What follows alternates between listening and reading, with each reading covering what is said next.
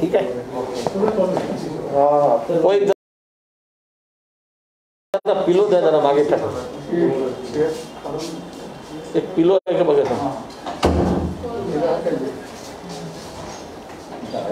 चालते आला सांग.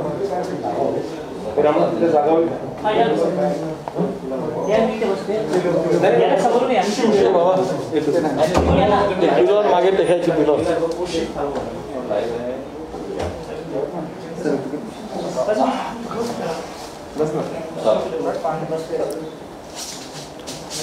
आमचं दिवस मस्त झाली. राष्ट्रीय बैठक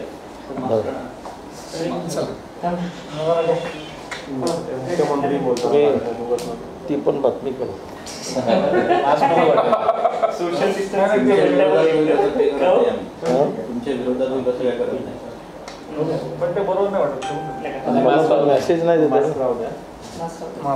काय आहे ते लोकांना आपण सांगणार की मास्क लावा आणि सोशल मीडियावर फक्त बाईट विचारताना मास्क नाही काही गरज नसते. चला चला रोल. Yes sir.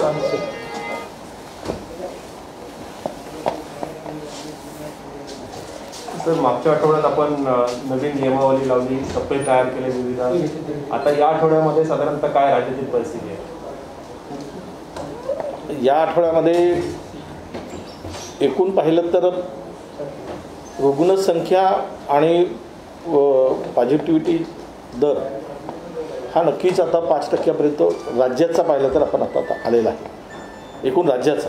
पण काही जिल्हे मात्र अद्यापही पॉझिटिव्हिटीमध्ये असतील आणि जे निकष किंवा निर्बंध लावले आहेत त्यामध्ये जे काही निकष लावले म्हणजे तुमच्या ऑक्सिजन बेडची उपलब्धता, किती एकूण ऑक्युपाईड बेड आहेत, ICU बेड आहे, O2 बेड आहे आणि त्या जिल्ह्यातील पॉझिटिव्हिटी रेट ह्या सगळ्याचा विचार केल्यानंतर आजच्या तारखेमध्ये मला वाटतं की जवळपास 15 जिल्हे हे लेवल 1 मध्ये आहेत.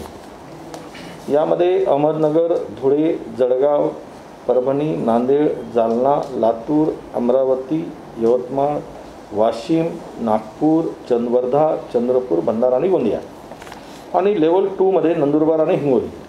बाकी मुंबई शहर, उपनगर, ठाणे, पालघर, नाशिक ही लेवल 3 मध्ये आहे आणि लेवल 4 मध्ये सातारा, कोल्हापूर, सिंधुदुर्ग, रायगड आणि रत्नागिरी.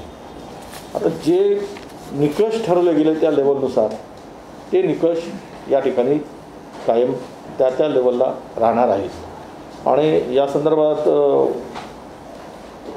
तो जो निर्णय SGMने घेतलेला होता त्याचप्रमाणे या निकषाची अंमलबजावणी राज्यात सुरू राहील.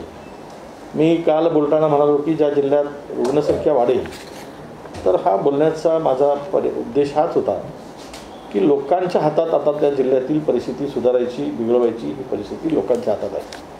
कारण जिल्ह्याला त्याचे अधिकार आता आम्ही दिलेले आहेत. त्या लेवलमध्ये तो जिल्हा असेल तर त्या जिल्ह्याला वरच्या लेवलवर यायचं असेल तर त्या जिल्ह्यामध्ये लोकांना विश्वासात घेऊन किंवा लोकांमध्ये अवेअरनेस लोकांमध्ये पसरून एकूण परिस्थितीमध्ये बदल घडवण्याचं कामसुद्धा प्रशासनाबरोबर लोकांचं सुद्धा आहे.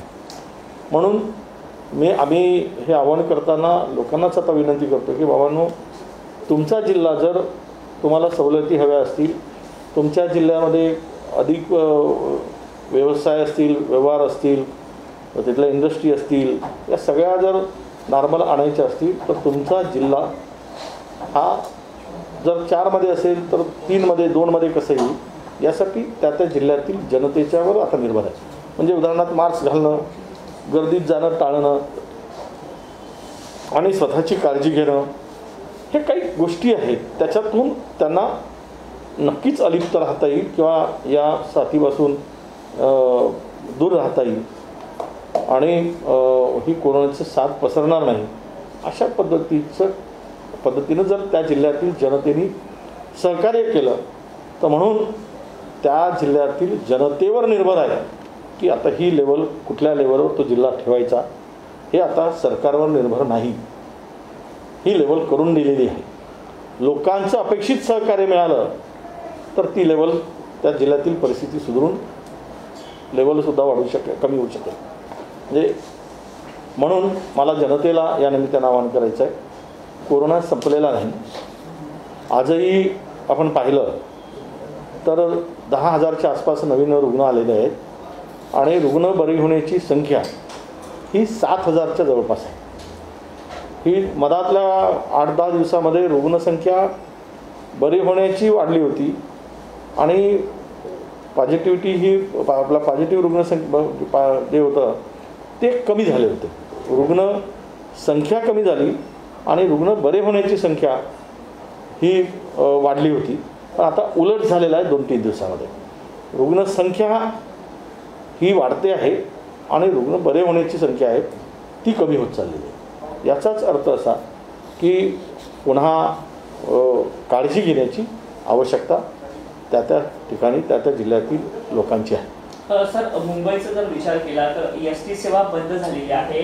अशा बेस्टवरचा ताण जर एकीकडे वाढत असता ते रेल्वेबाबत काही निर्णय घेण्यात आलाय का? आता मुंबईच्या संदर्भात एकूण परिस्थिती आपण पाहिली तर लेवल 3मध्ये मुंबई शहर असेल किंवा उपनगर असेल किंवा ठाणे असेल, ही 3 म्हणजे जवळपास. आणि अशा परिस्थितीमध्ये अत्यंत काळजी घेण्याची आवश्यकता आहे. शहरामधली परिस्थिती सुधारत चाललेली आहे आणि थोड्याशा आपण लोकांच्या सुविधेसाठी पुन्हा अधिक परिस्थिती बिघडणार नाही याची काळजी अत्यंत घेणं आवश्यक आहे. म्हणून बस सुरू केल्या तरी बेस्ट सुरू आहे आणि लोकल रेल्वेचा विषय जो आहे तो या ठिकाणी लेवल सुधारली तर त्या लेवलमध्ये आलं की तो नक्की होईल. आता 3 लेवलवर आपण रेल्वेला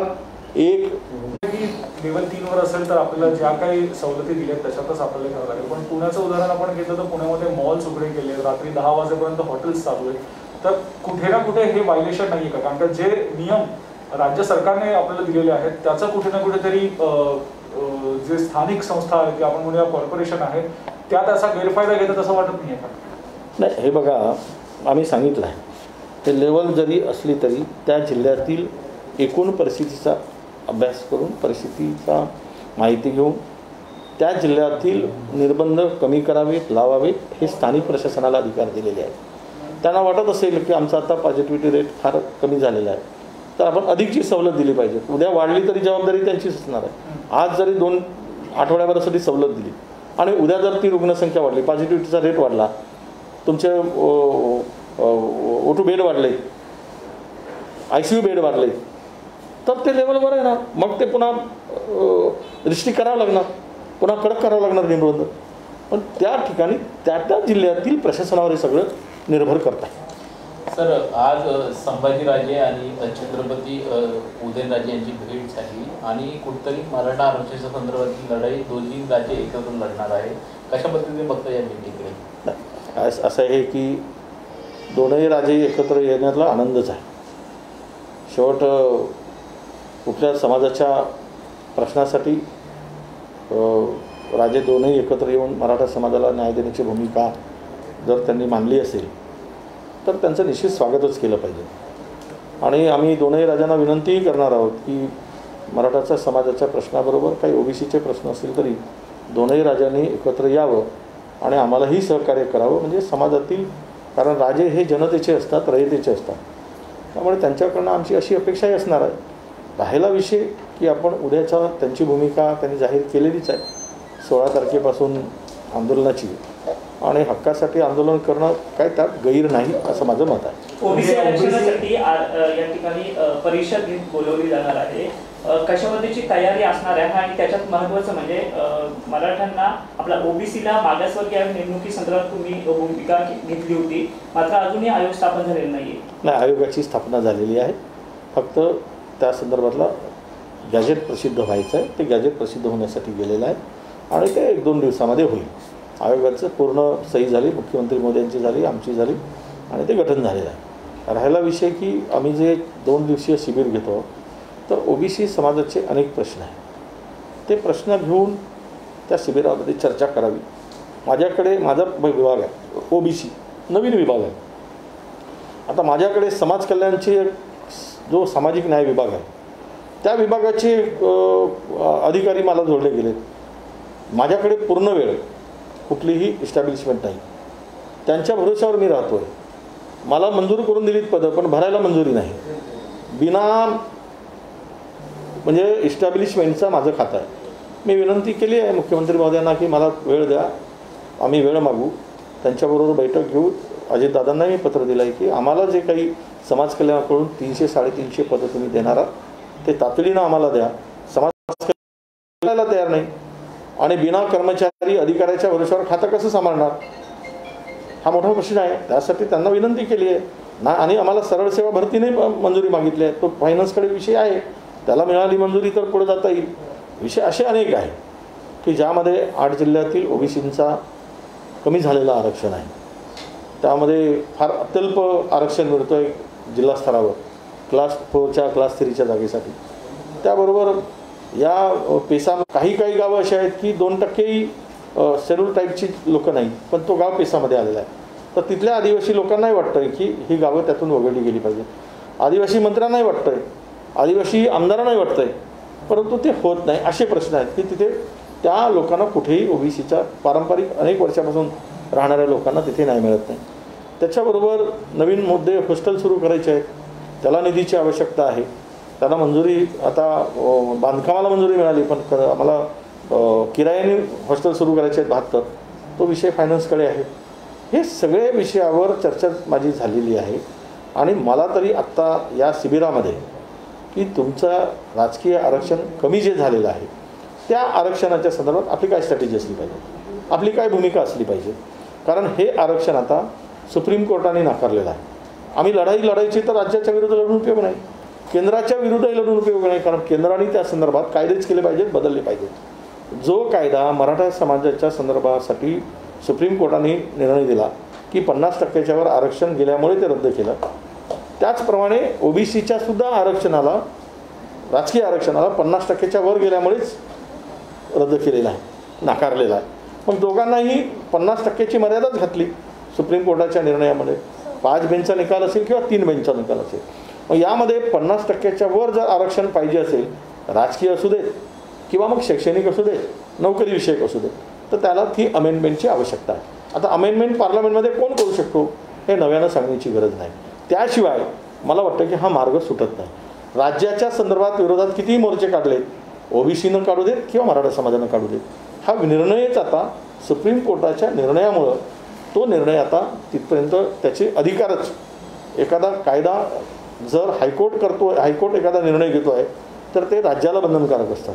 सुप्रीम कोर्ट ज्यावेळेस निर्णय घेतो आहे त्याची कायद्यात अंमलबजावणी करणं किंवा ते लागू करणं हे सुप्रीम कोर्टाच्या निर्णयानुसार केंद्राला बंधनकारक असतं. त्यामुळे कोण कोणाच्या विरुद्ध मोर्चे करण्यापेक्षा आम्ही म्हणून माझी भूमिका अशी राहिली ओबीसी नेता म्हणून की आपण राज्याच्या विरुद्ध मोर्चे करून काहीच उपयोग होणार नाही. कारण निकाल लागला आहे तो देशभरासाठी लागू झालेला आहे. जर कुठलाही निर्णय सुप्रीम कोर्टाचा होतो तो काही एखाद्या राज्याला लागू होत नाही, तर तो नियम तो देशाला लागू होतो, देशातील सर्व राज्यांना लागू निश्चित होतं. आणि मग उरलेलं आरक्षण जे आहे 50%च्या आत ते ओबीसीला मिळतं. परंतु जर एखाद्या जिल्ह्यामध्ये 50%पर्यंतचं रिझर्वेशन जे असेल आणि 40, 45, 48%पर्यंत SC ST गेले असतील तर उर्वरित 2-3% आरक्षण हे आपलं ओबीसीला मिळतं. कारण ओबीसीची जनगणना किती, संख्या किती यावर काही निर्णय झालेला नाही. म्हणून तो निर्णय होण्याची आवश्यकता आहे, ती संख्या करण्याची आवश्यकता आहे.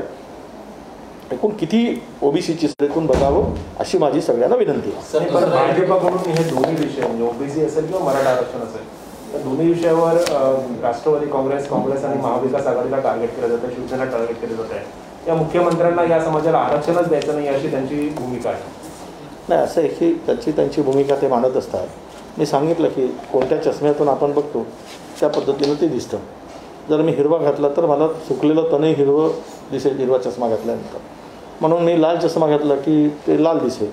तर ज्यांनी ज्या रंगाचा चष्मा घातला आहे त्या विचाराने तो बोलतो. मला त्यावर राजकीय भाष्य करायचं नाही. म्हणून माझी भूमिका आणि मुख्यमंत्र्यांची भूमिका मी अनेकदा चर्चा केल्यानंतर प्रत्येक समाजाला न्याय देण्याची भूमिका सातत्यानं अगदी सकारात्मक माननीय मुख्यमंत्री उद्धव ठाकरेंची राहिली आहे. त्यामुळे यांच्या हे आरोप कितीही केले तरी त्यांच्या भूमिका कधी बदलू शकत नाही.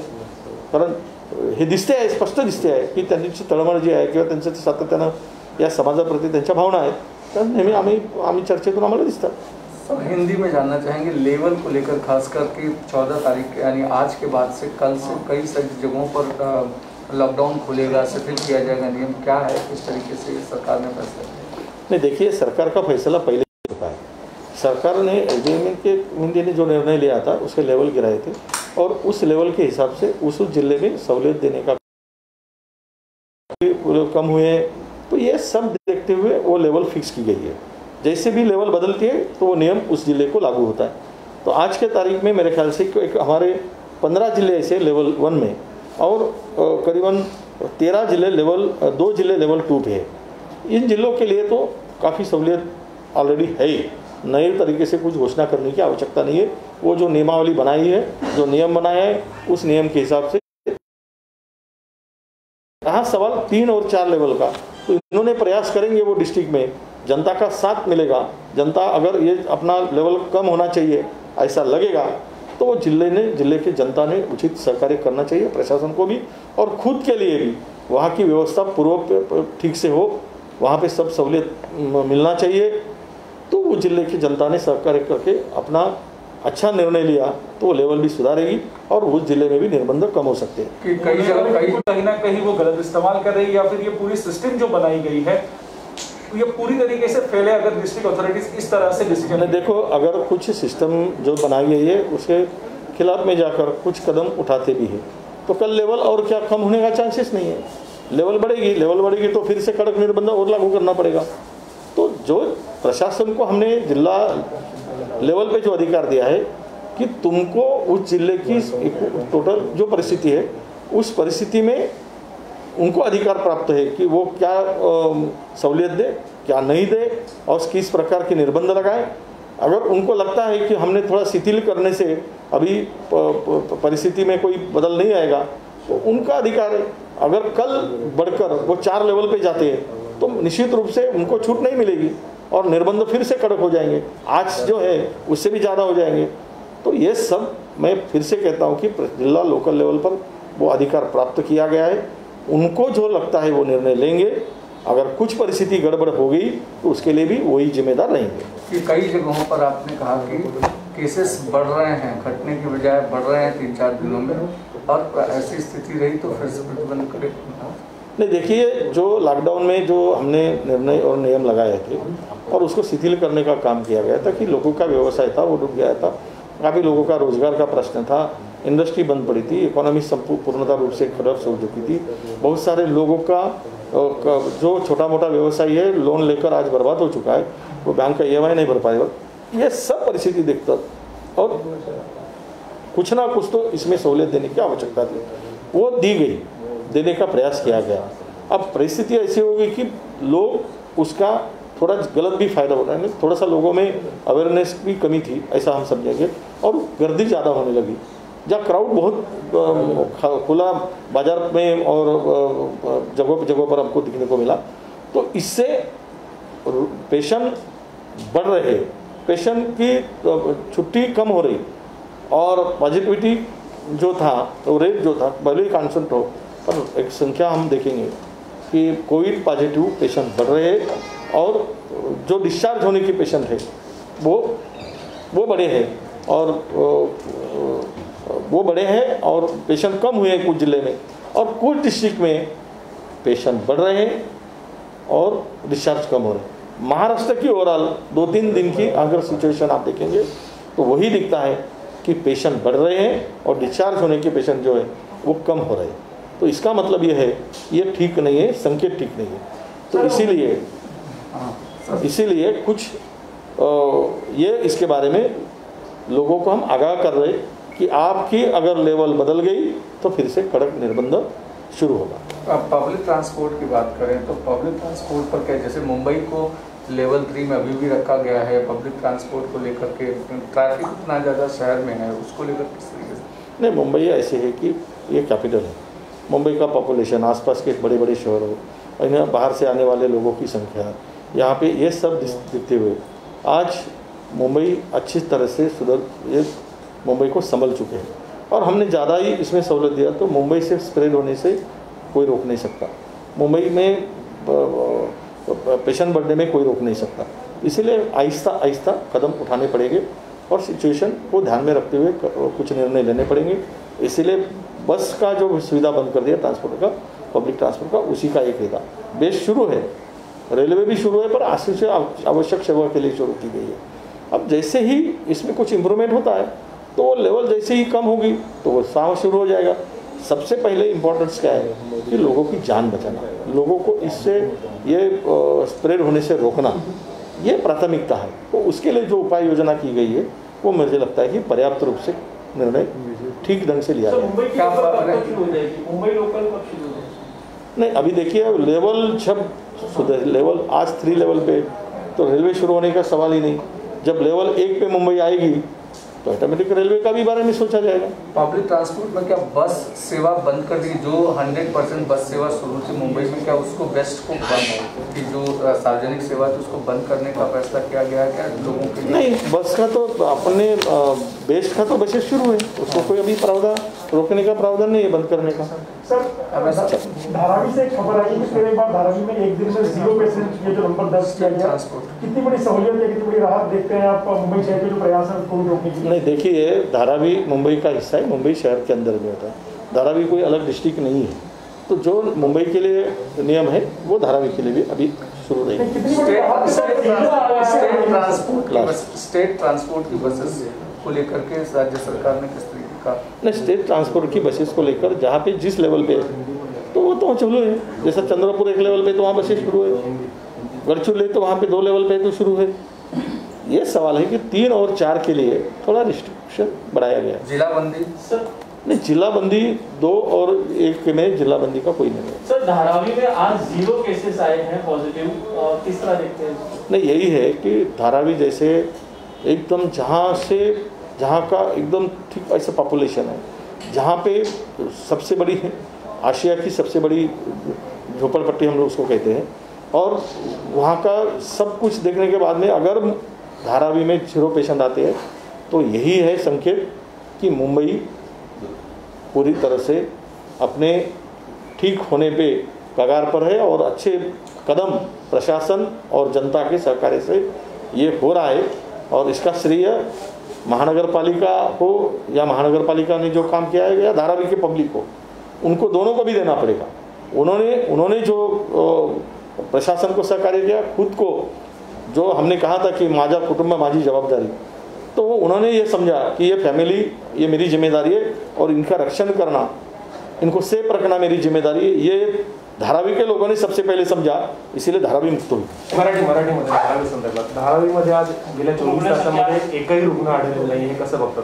नाही, धारावीच्या जनतेचं अभिनंदनच केलं पाहिजे। धारावीतली दाट लोकसंख्या, धारावीसारख्या ठिकाणी 0 येणं म्हणजे धारावीच्या लोकांमध्ये फार मोठी धारावीच्या लोकांमध्ये अवेअरनेसच्या संदर्भात फार पुढे आहे असं म्हणायला हरकत नाही।